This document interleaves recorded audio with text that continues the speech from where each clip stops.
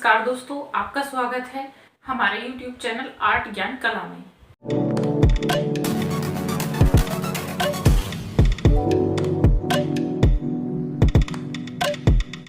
और आज हम आपको पढ़ाएंगे एलिफेंटा गुफा, जो एलिफेंटा गुफा हमारी पढ़ाने से अभी रह गई थी। तो आज का जो टॉपिक है वो है एलिफेंटा गुफा का टॉपिक हम आपको पढ़ाएंगे। तो चलिए देखते हैं एलिफेंटा गुफा। तो जो एलिफेंटा गुफा है वो कहाँ पर है? तो एलिफेंटा जो गुफा है वो महाराष्ट्र के मुंबई में है। कहाँ है? महाराष्ट्र के मुंबई शहर में है। स्थान देखिए इसका, महाराष्ट्र प्रदेश के मुंबई में, मुंबई शहर में।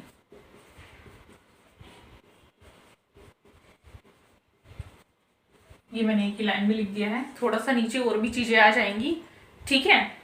और इसमें कुल कितनी गुफाएं हैं? 7 गुफाएं हैं। और एलिफेंटा जो नाम है इसका वो किसने दिया था? पुर्तगालियों ने दिया था। किसने दिया था एलिफेंटा नाम?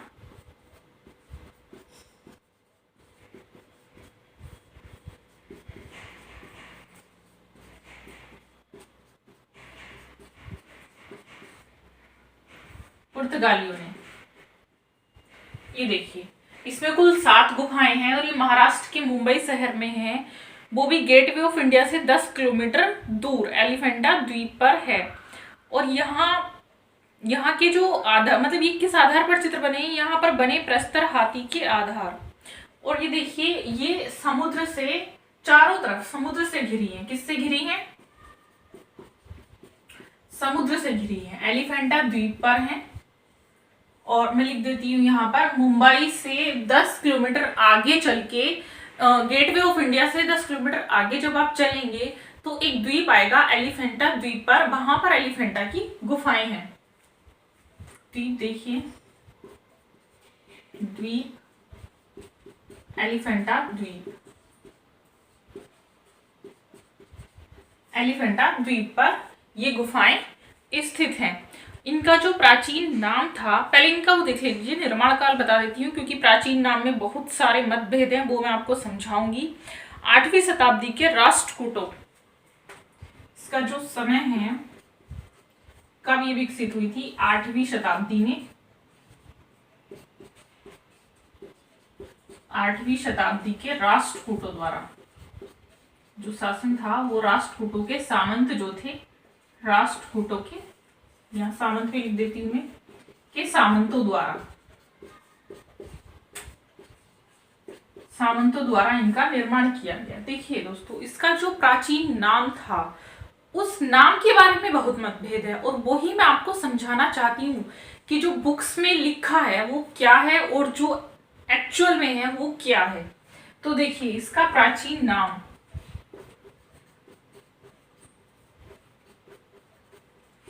इसका प्राचीन नाम था घारापुरी। क्या है? घारा। ये घा है, घा घर वाला घारा, ठीक है, नॉट धारा। कुछ लोग लिखते हैं धारापुरी, तो ये धारापुरी नहीं है, ये है घारापुरी। इसका जो प्राचीन नेम था वो था घारापुरी। घारापुरी इसका प्राचीन नेम था। और इसकी जो प्रसिद्धि है वो त्रिमूर्ति के द्वारा है। त्रिमूर्ति यहाँ से मिली है, त्रिमूर्ति की प्रतिमा, इसकी प्रसिद्धि त्रिमूर्ति है। यहाँ की त्रिमूर्ति की प्रतिमा हमें यहाँ से प्राप्त होती है, जिसकी जो लंबाई है, ऊंचाई है वो 17 फीट ऊंचाई है।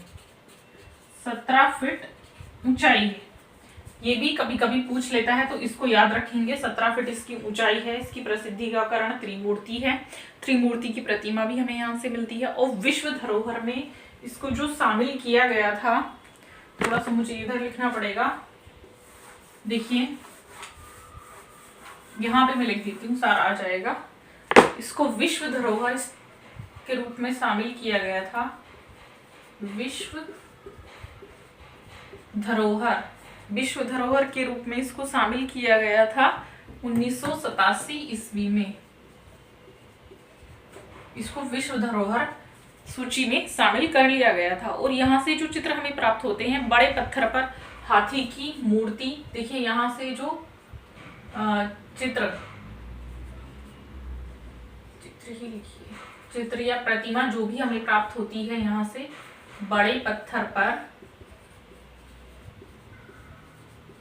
हाथी की मूर्ति मिलती है। एक अर्धनारीश्वर की भी प्रतिमा हमें यहां से मिलती है। अर्धनारीश्वर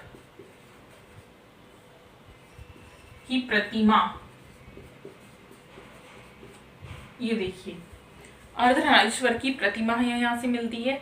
वीर माता जीजाबाई भोसले उद्यान एंड जू मुंबई में, जिसका ये पूर्व नाम है विक्टोरिया गार्डन, ये भी यहाँ मिलता है। शिव की पंचमुखी परमेश्वर की प्रतिमा, शिव के अर्धनारीश्वर रूप की ये प्रतिमा है।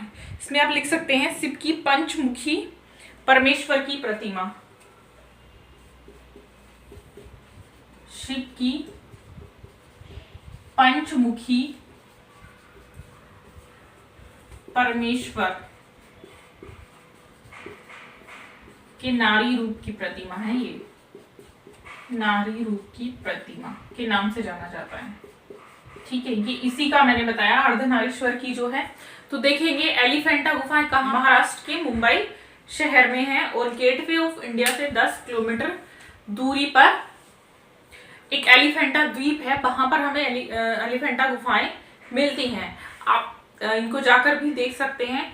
और इसमें कुल 7 गुफाएं हैं और इनको जो एलिफेंटा नाम दिया था वो पुर्तगालियों ने दिया था और इसका प्राचीन नाम घारापुरी था। याद रखेंगे क्योंकि कभी कभी पूछ लिया जाता है इसका प्राचीन नाम क्या था। तो कुछ चीजें हैं जो इसमें से पूछ ली जाती है, बहुत ज्यादा नहीं पूछा जाता है, लेकिन पढ़ना बहुत जरूरी है। पढ़ेंगे इसको क्योंकि यूपी में क्या होता है कि सिलेबस जो आयोग बनाता है प्रश्न, उसका भरोसा नहीं होता, वो कहाँ से उठा के प्रश्न दे देता है। तो इसलिए यूपी वाले बच्चों को स्पेशली ध्यान देने की जरूरत है। दूसरी चीज मैं आपको बताना चाहूंगी बच्चों, देखिए केवीएस की वैकेंसी भी जल्दी ही आने वाली है और इस साल जो है वैकेंसी आएंगी, थोड़ा सा डिले हो रहा है लेकिन आ जाएंगी वैकेंसी, केवीएस की भी आएंगी। तो तैयारी वैकेंसी आने पे नहीं होती है, एक चीज मैं आपको बार बार बोल रही हूँ कि तैयारी तब से मत करिए जब से नोटिफिकेशन आएगा, वैकेंसी आ जाएंगी, तब से तो सिर्फ रिवीजन का टाइम होता है। तैयारी तो अभी से शुरू कर दीजिए, पढ़ना अभी से लग जाइए पढ़ने पे।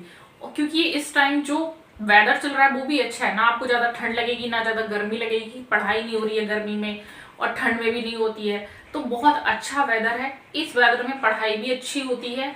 आप जितना यूटिलाइज कर सकते हैं समय को उतना करिए, क्योंकि वैकेंसी जैसे ही आ जाएंगी आपका जो माइंड है वो तो खुद ही ऐसे घबराहट से भर जाता है कि क्या पढ़ें, तब ये चीज देखने को मिलती है। इसलिए अच्छा है कि अभी से पढ़ाई शुरू कर दें, क्योंकि बच्चों केवीएस और एनवीएस में जो है आपको खाली अपने सब्जेक्ट का नहीं पूछा जाता, सब्जेक्ट से अलग भी क्वेश्चन किए जाते हैं, जैसे रीजनिंग हो गई और जीके पूछा जाता है, इंग्लिश पूछा जाता है। तो ये चीजें भी आपको साथ में तैयार करनी पड़ती हैं, क्योंकि अगर आपने खाली अपना सब्जेक्ट तैयार किया है तो आप मेरिट से रह जाते हैं, क्योंकि बाकी सब्जेक्ट आपने तैयार नहीं किए हैं। इसलिए आपको अभी से अपने सब्जेक्ट की तैयारी कर लेनी चाहिए और जब से नोटिफिकेशन आएगा बाकी जो इसके 3 सब्जेक्ट बचते हैं, इंग्लिश, मैथ, इंग्लिश, रीजनिंग और जीएस, तो उनकी भी तैयारी साथ साथ आपको करनी है। इसलिए थोड़ा डेली का डेली कोशिश कीजिए कि न्यूज़ पढ़ें और अखबार आप कोशिश करिए कि पढ़ें। जो करंट की जो न्यूज़ हैं वो आपको याद होनी चाहिए। न्यूज़ चैनल देखिए, न्यूज़ चैनल से, तो आपको कुछ उससे सीखने को मिलेगा। तो अब आपको हम मिलते हैं नेक्स्ट वीडियो में। जो बच्चे मेरी ऑनलाइन क्लास लेना चाहते हैं वो मुझे कांटेक्ट कर सकते हैं 9599670200 पर।